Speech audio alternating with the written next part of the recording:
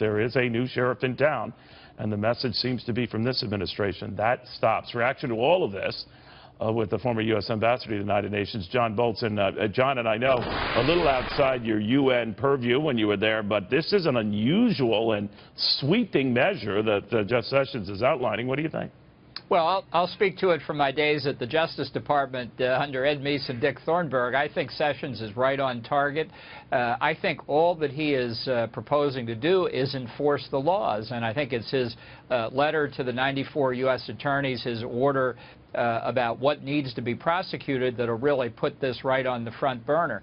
I think this is another example, whether you agree with it or disagree with it, of the Trump administration following through on the campaign promises that Donald Trump made. So I don't think anybody should be surprised by this. I'm sure it'll be controversial, but it's very hard to say Trump doesn't have a mandate to do it. I think that's exactly what his election shows. You know, Ambassador, I'm thinking about it too. He is saying all along, and from the beginning of his remarks here, I am simply enforcing existing law. It is breaking law to protect illegals here, or if they're apprehended, and to release them and not expect that there are going to be consequences for that. The reality is, as you know, is there haven't been consequences in the past for that. Now, I can imagine a number of attorneys general who think that the president is going too far in this regard, even prior to this border appearance today on the part of Jeff Sessions. Where do you think this is going to go?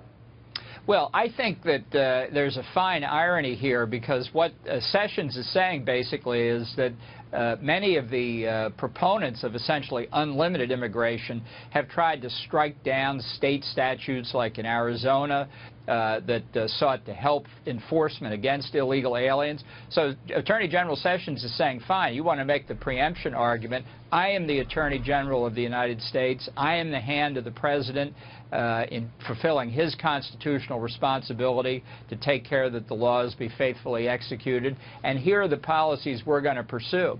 So state attorneys general that decide they don't want to follow those policies, I think, as has been said in a different context already, their states can face the cutoff of federal funds. So let's see who steps up and asks for that. All right. Now, in the meantime, he was touring the border there to get a look at a wall that they still want to build. It might not be a physical wall across the entire 2,000-plus mile border, but that it would have a combination of all, and that he wants to make sure funds are there, not Sessions in particular, but the administration, that the funds are there, that we would pay for this up front, and then the Mexicans would later pay for it one way or another. What do you think of that?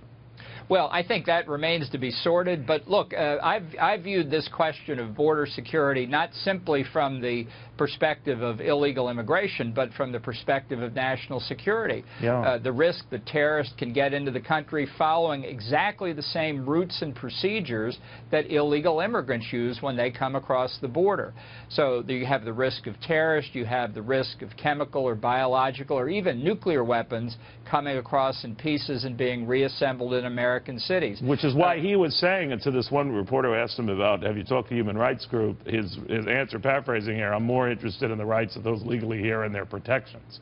Yeah, exactly. And that's what the federal government is here to do. I think this is such a dramatic contrast. I agree with your characterization to the last administration's just flat out ignoring the law. Indeed, the president saying he's exercising his prosecutorial discretion to not prosecute anyway. That just anybody. That just underwent a 180-degree shift, I think. All right. Thank you, Ambassador. I appreciate your patience with this breaking news, but you were very eloquent and very forceful on it. I do appreciate that. Always glad to help. Thank you, my friend.